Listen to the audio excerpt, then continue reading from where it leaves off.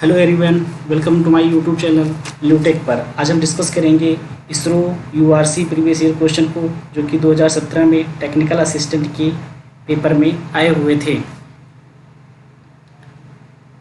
देखते हैं पहला क्वेश्चन।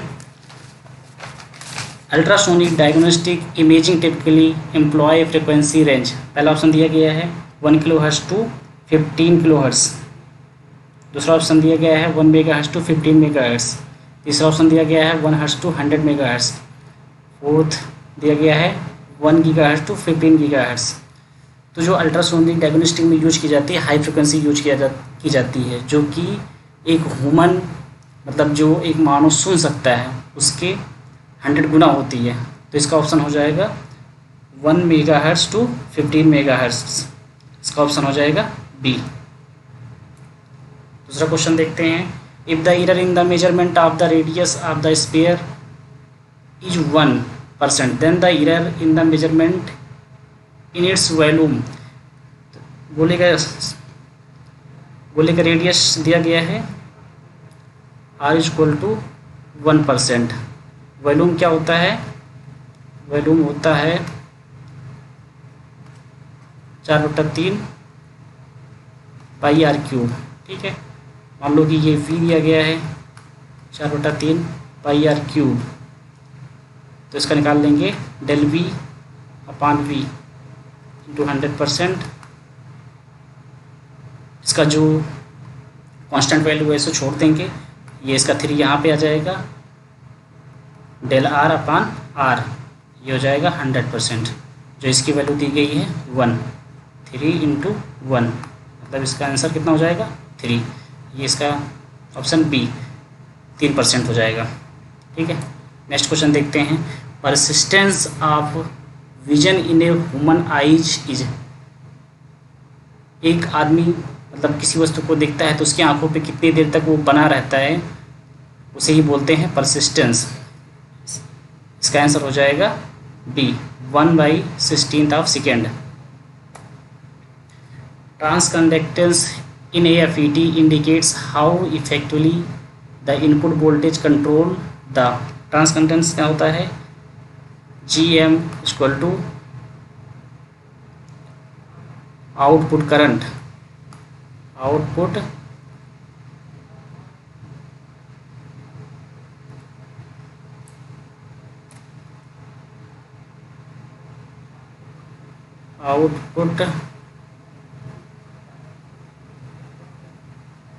आउटपुट करंट अपान क्या हो जाएगा? Input voltage, input voltage. Output current क्या होता है एफईटी में? ID, del ID upon del V gate to source voltage. तो इसका आंसर कितना हो जाएगा? Output current. Aspect ratio of HDTV। पहले तो जानो कि HDTV क्या होती है। HDTV full form high definition television.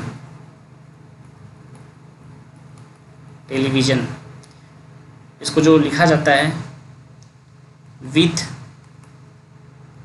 Ratio height. Standard value कितनी होती है? 16.9।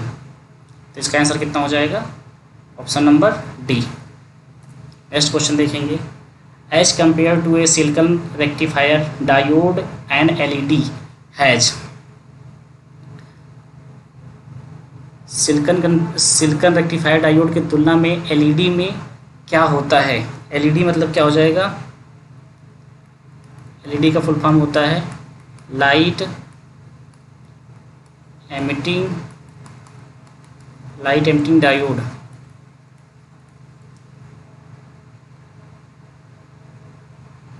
लाइट एमिटिंग डायोड इसका क्या होता है? जो cut higher forward voltage and lower breakdown voltage.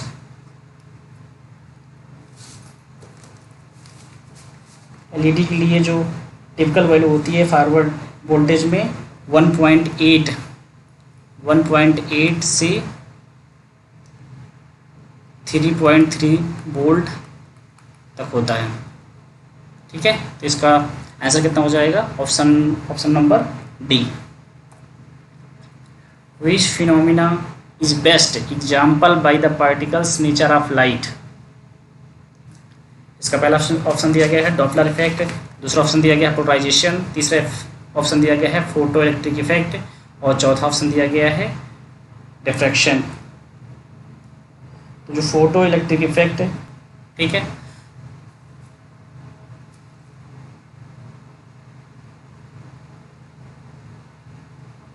Photo electric effect state that light travel in the form of bundle और pocket of energy. तो इसका आंसर क्या हो जाएगा? Option number C. The energy of photon varies directly with its. इसका पहला option दिया गया है फ्रिक्वेंसी, दूसरा क्या होता है वेवलेंथ, तीसरा दिया गया इंटेंसिटी, तो चौथा दिया गया रेस्ट मास। तो मतलब जो एनर्जी होती है वो उसके इंटेंसिटी के डायरेक्टली प्रोपोर्शनल होती है। Norton theorem state that an entire network connected to a pair of thermal can be replaced by. Norton theorem क्या होता है? मान लो कि ये सर्किट है, इसमें एक करंट लगा दिया जाए, ठीक है, और यहाँ पे रजिस्टर, ये आईएन हो जाएगा और ये आर कोवेलेंट। तो इसका क्या हो जाएगा? पहला ऑप्शन दिया गया है a single voltage source in parallel with a single resistance, दूसरा ऑप्शन दिया गया है single current source in parallel with single resistance, तीसरा ऑप्शन दिया गया है single voltage source in series with a single resistance, चौथा ऑप्शन दिया गया है single current source in series with a single resistance. तो इसका ऑप्शन नंबर क्या हो जाएगा? मतलब क्या हो गया कि यहाँ पे पैरेलल में करंट को लगाया गया, उसके पैरेलल में ही, मतलब दोनों क्या है पैरेलल में है रेजिस्टेंस, तो a current source in parallel with a single resistance. इसका ऑप्शन नंबर कितना हो जाएगा? बी। नेक्स्ट क्वेश्चन देखते हैं।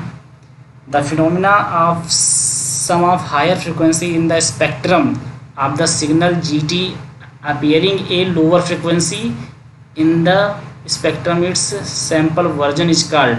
मतलब क्या हो जाएगा कि इसका जो लोअर फ्रिक्वेंसी, अगर हम एक हाई फ्रिक्वेंसी लोअर फ्रिक्वेंसी पर हाई फ्रिक्वेंसी को डोमिनेट करेंगे तो क्या हो जाएगा? उसका डिस्टॉर्शन हो जाएगा। तो इसका पहला ऑप्शन क्या दिया गया है? क्वांटाइजेशन, दूसरा नंबर दिया गया है डेप्थरिंग, तीसरा ऑप्शन दिया गया है एलाइजिंग। तो इसका जो आंसर हो जाएगा नंबर 3 हो जाएगा, मतलब सी ऑप्शन।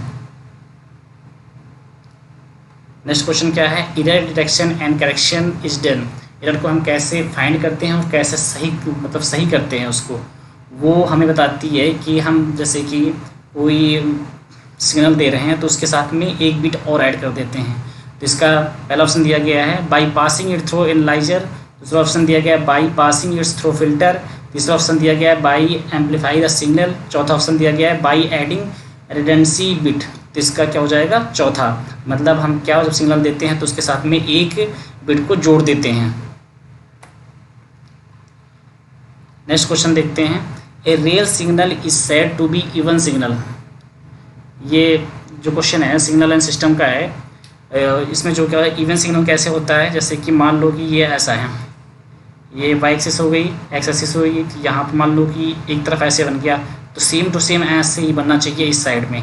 मतलब ये x है तो ये इधर भी x माइनस एक्स, ठीक है। तो यहाँ पे मान लो कि ये 0 है, तो इसका पहला ऑप्शन दिया गया GT = 2 into GT = minus GT। तो इसका सी ऑप्शन दिया गया GT = GT माइनस GT, और चौथा ऑप्शन दिया गया है डी ऑप्शन दिया गया है GT = GT इंटू GT। तो इसका सही आंसर क्या हो जाएगा? बी। मतलब ये जो पॉजिटिव में बना हुआ है वही नेगेटिव में बना हुआ है, तो इसका क्या हो जाएगा? इवन सिग्नल हो जाएगा। अगर और देखने के लिए क्या हो जाएगा? मान लो कि यहाँ पे कोई सिग्नल दिया गया, एक यहाँ पे बनता और दूसरा इसका अपोजिट यहाँ पे बनता, तो इसका ये हो जाता ऑड सिग्नल। नेक्स्ट क्वेश्चन देखते हैं। In a microprocessor the term pipelining refer to. Microprocessor में जो मतलब एक प्रोसेस कंप्लीट हो रही है, साथ में उसके साथ में दूसरा इंस्ट्रक्शन भी लेने के लिए रेडी है, तो उसे ही क्या बोलते हैं? पाइपलाइनिंग बोलते हैं। इसका पहला ऑप्शन दिया गया है एड्रेस डिकोडिंग, दूसरा ऑप्शन दिया गया है मेमोरी राइटिंग। तीसरा ऑप्शन दिया गया है fetching next instruction while the current instruction executed, मतलब इसका सही आंसर क्या हो जाएगा, सी। नेक्स्ट क्वेश्चन देखते हैं। The difference between any one of measured value and the arithmetic value. Arithmetic means आप सीरीज ऑफ मेजर्ड वैल्यू हो जाएगी, measured value minus arithmetic means मतलब डेल फाई, तो ये इसका क्या होता है, डेविएशन। ऐसा करने पे हमें क्या मिलता है, डेविएशन। तो इसका आंसर नंबर क्या हो जाएगा, आंसर नंबर, इसका आंसर नंबर हो जाएगा सी। नेक्स्ट क्वेश्चन देखते हैं। The correct sequence of PCM code is. पहले तो जानो कि पीसीएम क्या होता है। पीसीएम का फुल फॉर्म होता है pulse code modulation. Pulse code modulation, इसमें क्या होता है कि हम एनालॉग सिग्नल को डिजिटल सिग्नल में चेंज करते हैं। इसमें सबसे पहली प्रोसेसिंग किसकी की जाती है, इसमें सबसे पहले सैंपल का सैम्पलिंग की जाती है सिग्नल का, उसके बाद क्वांटाइजेशन किया जाता है, उसके बाद उसकी एनकोडिंग की जाती है। तो इसमें पहला ऑप्शन क्या दिया गया है, क्वांटाइजेशन, सैम्पलिंग एंड एनकोडिंग। तीसरा दिया गया क्वांटाइजेशन, एनकोडिंग एंड सैम्पलिंग। और थर्ड ऑप्शन दिया गया है सैम्पलिंग, क्वांटाइजेशन और एनकोडिंग। चौथा ऑप्शन दिया गया है एनकोडिंग, सैम्पलिंग और क्वांटाइजेशन। तो हमने क्या बताया कि पहले उसका जो सिग्नल दिया जाता है उसको पहले सैंपल किया जाता है एनालॉग सिग्नल का, उसके बाद क्वांटाइजेशन किया जाता है, उसके बाद एनकोडिंग की जाती है। ओके, और इसका आंसर कितना कौन सा हो जाएगा, ये सी, सैम्पलिंग, क्वांटाइजेशन और एनकोडिंग। ऐसे ही क्वेश्चन हमारे चैनल को फॉलो करें, जैसे कि प्रीवियस ईयर क्वेश्चन में आते हैं NPCIL, BARC, ISRO. Thanks for the watching session. Channel को लाइक करें, शेयर करें और सब्सक्राइब करना बिल्कुल ना भूलें। Thank you.